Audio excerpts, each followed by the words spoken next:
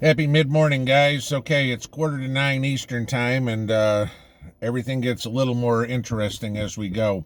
Uh, Obviously, the big news today, unless you're CNN, is what's going on in Russia. CNN, of course, has decided that the biggest news today is to talk about the submarine that 5 people died in.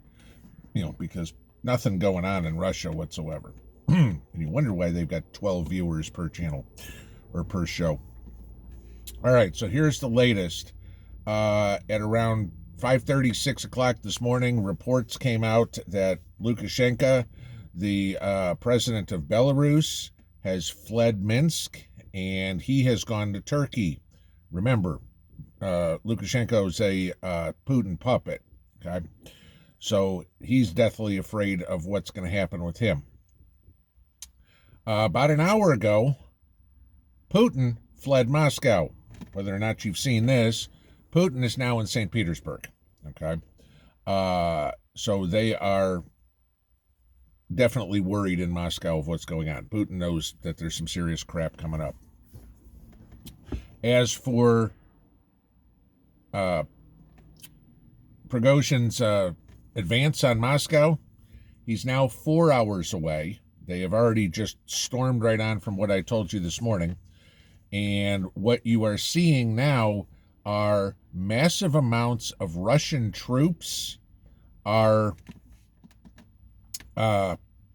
flipping, if you will, leaving the command of the Russian military and joining Prigozhin. That is astonishing.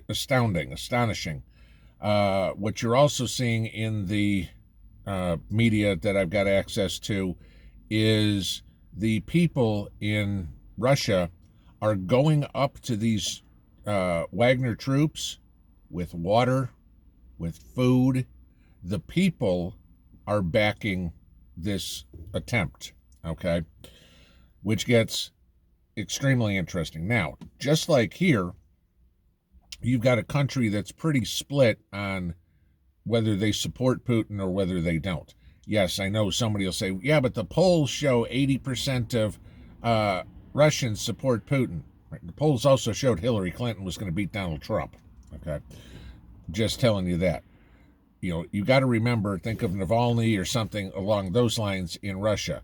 The typical with these authoritarian regimes is they jail their opponents. Take a look at what Zelensky announced this morning, is that they're going to probably cancel the elections for this October because they're still under martial law.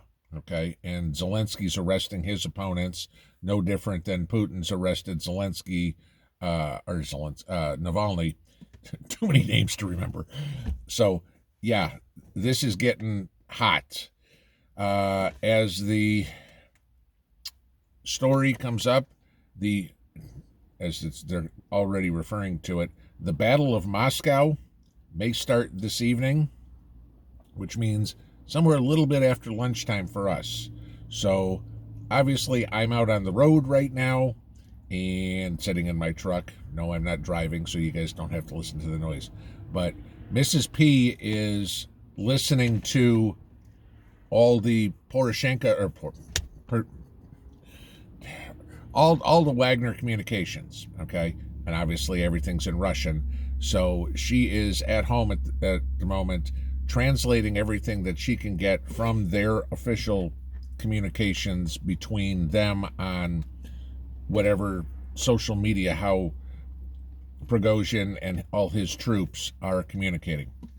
When I get home, I will check out about that, see what we've got going on there.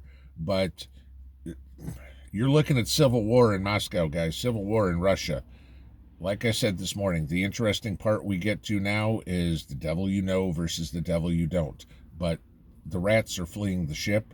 There are, I'm assuming Monkey Works is probably all over this. I haven't looked, but I saw this morning that you have planes flying out of both Minsk and Moscow heading to Turkey all over the place. And not 737s. These are your typical private jets. The oligarchs, the politicians are running because they don't know who's going to come out on top. And so they need, as Mrs. P put it, they need to get away. And when this all shakes out, then they'll pledge their allegiance, as she put it, to whoever wins to try to save their hide. Because you know damn well anybody in Putin's cabinet or whatever, if Prigozhin winds up victorious with all of this and they do overthrow the Russian government, yeah, the gallows are coming out. The scary part about all this that we all need to pay attention to, this will extremely destabilize the world. We've talked about economics lately. Now, I'm going to go into this for a second. Think about all the BRICS nations, Brazil, Russia, India, China, South Africa, and they're trying to put all that together. If you have a overthrow of one of those governments, that's going to throw a real curveball into the economy. Not knowing what's going to go on, because obviously it's 9:45 on a Saturday morning, chances are you are going to see the equities market get hammered on Monday. You will probably see the precious metals market spike.